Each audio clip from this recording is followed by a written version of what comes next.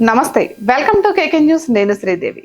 మహానగరంలో ఆక్రమణలపై హైడ్రా ఉక్కుపాదం మోపుతున్న హైడ్రా ఇదే దూకుడును చివరి వరకు కొనసాగించాలని భాగ్యనగర వాసులు కోరుతున్నారు.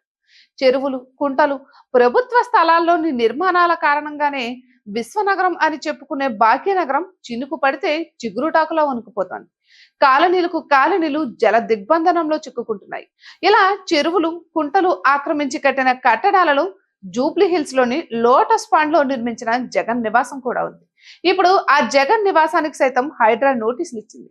అయితే నోటీసులు ఇవ్వడం కూల్చివేయడమే అని గంభీరంగా ప్రకటించిన హైడ్రా కమిషనర్ రంగనాథ్ మరి జగన్ లోటస్ పాండ్ నివాసాన్ని కూల్చివేయకుండా నోటీసులు ఇవ్వడం ఏంటని ప్రశ్నిస్తున్నారు. చెరువులను ఆక్రమించి నిర్మించిన కాలేజీలకు నోటీసులు ఇచ్చి కొంత సమయం ఇచ్చారంటే అర్థం ఉంది.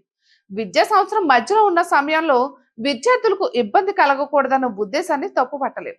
కానీ జగన్ లోటస్ పాండ్ వంటి నిర్మాణాలకు నోటీసులు ఇవ్వడం ఏంటని జనం ప్రశ్నిస్తున్నారు. నిబంధనల ప్రకారం కూల్చివేయడాన్ని హైడ్రా ఎందుకు వెనకాడుతోందన్న చర్చ జరుగుతోంది. ఇక తెలంగాణ సీఎం రేవంత్ రెడ్డి సోదరుడు తిరుపతి రెడ్డి భవనానికి కూడా నోటీసులు ఇవ్వడం చూస్తుంటే నోటీసులు లేవు, కూల్చివేతలే అంటున్న రంగనాథ్ మాటలను ఉత్తిత్తి బెదిరింపులేనా అన్న చర్చ కూడా తెరపైకి వచ్చింది. కొనసాగినంత కాలమే ఎవరికైనా హవా నడుస్తుంది. వన్స్ బ్యాడ్ టైం మొదలైందంటే ఇక పతనమే. మాజీ ముఖ్యమంత్రి జగన్ నెత్తిన దరిద్రం తాండవిస్తూ ఉన్నట్టుంది.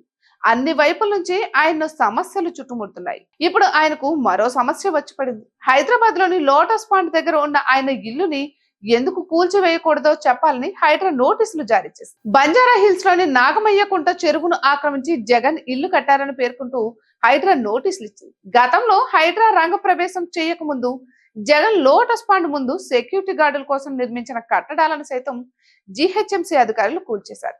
ఇప్పుడు తెలంగాణ ప్రభుత్వం మొత్తం ఇంటికే ఎసరు పెట్టినట్టు అర్థమవుతోంది. ఇటువంటి మరెన్నో వీడియోస్ కోసం కేకే న్యూస్ తెలుగు ఛానల్ ని సబ్స్క్రైబ్ చేసుకోండి.